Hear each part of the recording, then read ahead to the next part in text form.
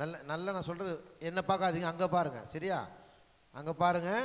இந்த ஸ்கிரிப்டில் 2 கேரக்டர் வரும். அதில் 2 கேரக்டர் வரும். அதில் நம்ம எந்த இடத்துல இருக்கோம்? உண்மையான கிறிஸ்தவ பிள்ளைகள், பெயர் கிறிஸ்தவர்கள் எப்படி நடந்துக்கிறாங்க சொல்லிட்டு டயலாக்கே இல்லாமல் நீங்கள் உத்து கவனிச்சின்னா தான் புரியும். டயலாக்கே இல்லாமல் நம்ம பிள்ளைகள் பண்ண போகிறாங்க. எல்லாம் கவனிக்கலாமா? பேச்செல்லாம் கொண்டு நிறுத்திடலாம். சரியா? செட்டில் ஆகிட்டீங்களா? நான் பேசும்போது இங்கே பார்த்துணும். அவன் விட்டுட, மற்றெல்லாம் விட்டுருங்க. Right, okay.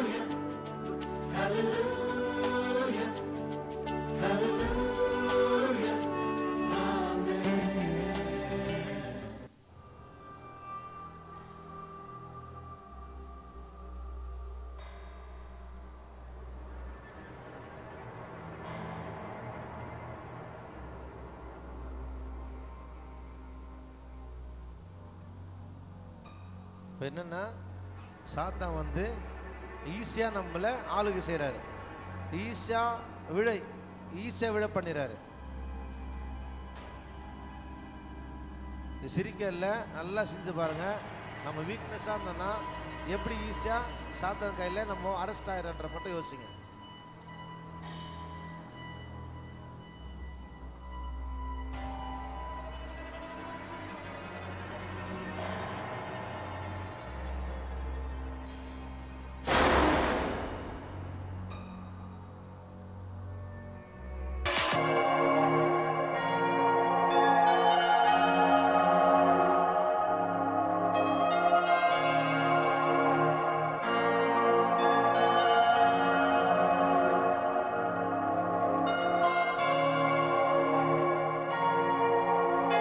ஜெபிக்கும் போது பாருங்க, ஒரு மொபைல் விஷயத்தால ஜெபிக்க 1 மணி நேரம் கூடுறாங்க.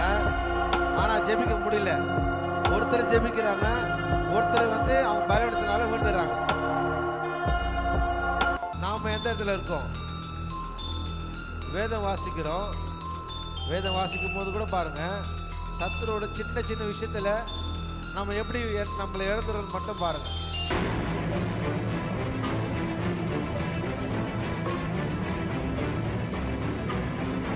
நம்ம அதுதான் பைபிள் படிக்கும் போது ஒரே சிந்தையா படிக்கணும்.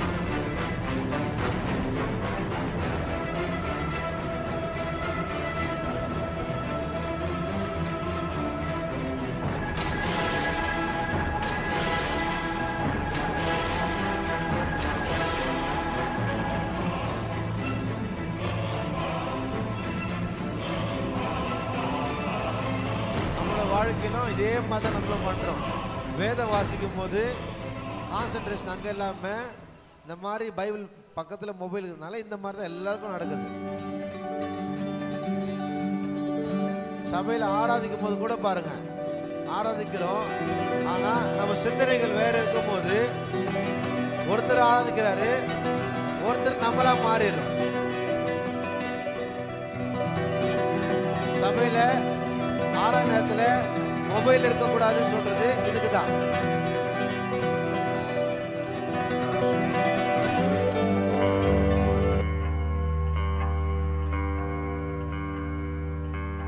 ரெண்டு பேர் என்ன பண்றாங்க, சர்ச்சுக்கு போறாங்க.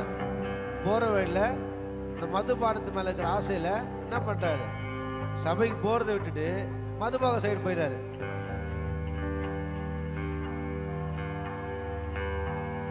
இது சத்துருக்கு ரொம்ப சந்தோஷமா இருக்கும். ஆனா கர்த்தருக்கு மிகவும் வருத்தமான ஒரு விஷயம். ஜோசப்னு பேர் வச்சுட்டு குடிக்கு மயங்கி குடியில சிக்கிட்டு பாருங்க, சபைக்கு வர போற பிள்ளை குடினால வழி தவறி எப்படி போயிட்டாரு பாருங்க.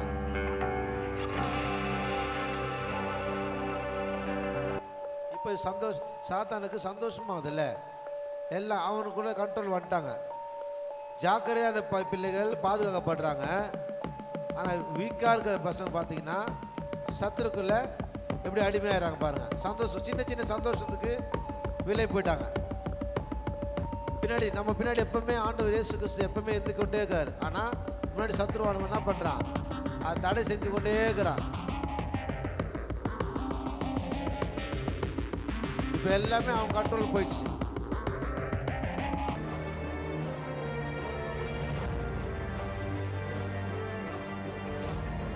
பாருங்க, இயேசுவை நம்ம சிலுவையில் மட்டும் இல்ல, ஒவ்வொரு நாளும் முகத்தில் துப்பித்தான் இருக்கிறோம். ஒவ்வொரு நாளும் இயேசுவை நம்ம காரி துப்பித்தான் இருக்கிறோம்.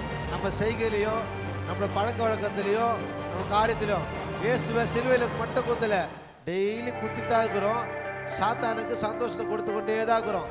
பேசுகிற பேச்சில் நடவடிக்கைகளை இயேசுவை சாட்டில் அப்பா அடிக்கல, ஒவ்வொரு நாளும் அடிச்சு கொண்டே தான் இருக்கிறோம். கன்னத்தில் அரையிறோம். ஒரு நாளும் நம்ம செய்கிற காரியங்கள் அது கன்னத்தில் அரையிறோம். இது எல்லாமே என்ன பண்ணுறது? சாத்தானுக்கு சந்தோஷமாயிடுது. எப்படி சந்தோஷமாக இருப்பாங்க சாத்தான்? ஆனால் ஆண்டவர் சந்தோஷப்பட வேண்டிய விஷயம், சத்துரு சந்தோஷப்பட்டு கொண்டிருக்கிறார்.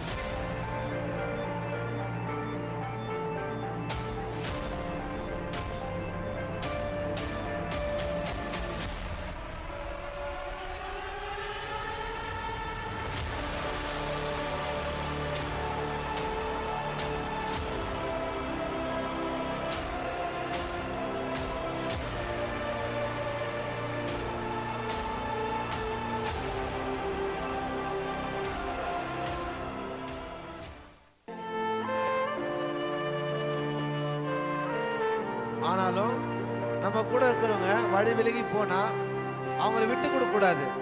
நம்ம ஆண்டவர்கிட்ட கேட்கணும், ஏசப்பா, என் நண்பர்கள், என் கணவன், என் மனைவி, என் பிள்ளைகள், என் கூட பிற சகோதரிகள் இந்த மாதிரி தவறான வழியில் போயிட்டாங்களேன்னு சொல்லிட்டு அவர்கிட்ட கேட்கும் போது அவர் எல்லா காரியத்தை மாற்றுவார்னு தான் அவங்க வேண்டுறாங்க.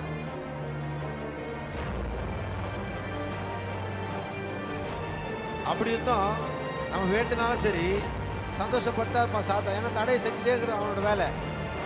எந்த காரியம் பண்ணாலும் தடை பண்ணுறது அவனோட வேலை.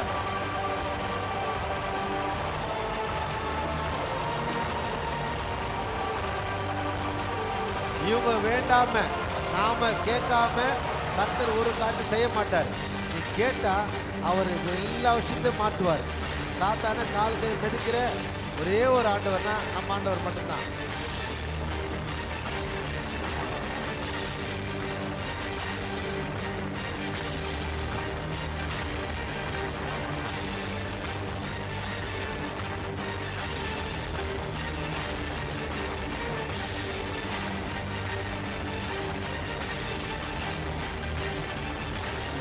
இதே என்னன்னா இவங்களுக்கு மட்டும் இல்லை, நமக்கும் ஒரு நாள் இதே நிலைமைதான்றது இந்த கதையில கற்றுக்க வேண்டிய விஷயம். ஒரு நாள் அவங்களே மனசு மாறி இந்த வரையும் நான் பண்ண தப்பு, நான் செய்த காரியங்கள் தப்புன்னு சொல்லிட்டு தன் பாவத்தை மறைக்கணும் வாழ்விட மாட்டான். அதை அறிக்கை செய்து விட்டுக்கிறவன் எவனோ இரக்கம் பெறுவான். இப்போ என்ன பண்றாருன்னா இயேசு அப்பா பாருங்க, உன் பாவத்தெல்லாம் மன்னிச்சுட்டு சாத்தான் கேட்குறான், ஐயோ போவாத என்கிட்ட வா சந்தோஷம் தரேன்றான். ஆனால் இயேசுநாதர் பாருங்க, அவன் பாவத்தெல்லாம் மன்னிச்சுட்டு அவங்களோடு சேர்த்துட்டு கடைசியில் எப்படி ஜெயிக்க போறாருன்னு மட்டும் பாருங்க. நாமளும் ஒரு காலத்தை ஆண்டவர்கிட்ட நம்ம செஞ்சது எல்லா காரியத்தையும் விட்டுட்டு ஒப்புராகும் போது நீங்க சாத்தான காலில் மிதிக்கிற தைரியத்தை கர்த்தர் கொடுப்பார்.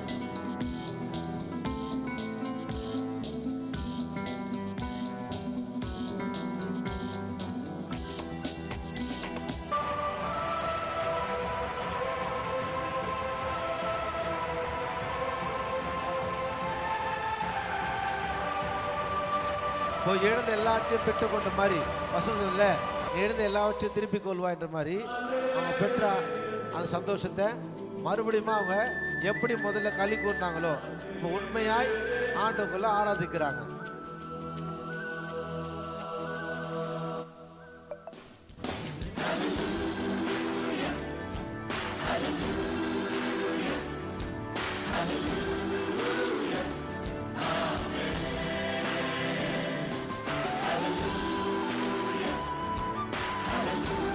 ஆண்டவர் பாருங்க சாத்தானை போட்டு மெச்சிருக்காரு.